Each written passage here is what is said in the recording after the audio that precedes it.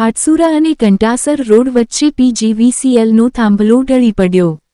આ જીવંત વાયરને લઈને વાહન ચાલકોને પારાવાર મુશ્કેલીનો સામનો કરવો પડી રહ્યો છે।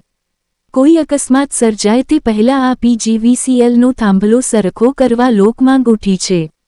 મહુવા શહેર તેમજ ગ્રામ્ય વિસ્તારમાં વરસાદને લઈને વીજ પુરવઠાને પણ અસર જોવા મળી।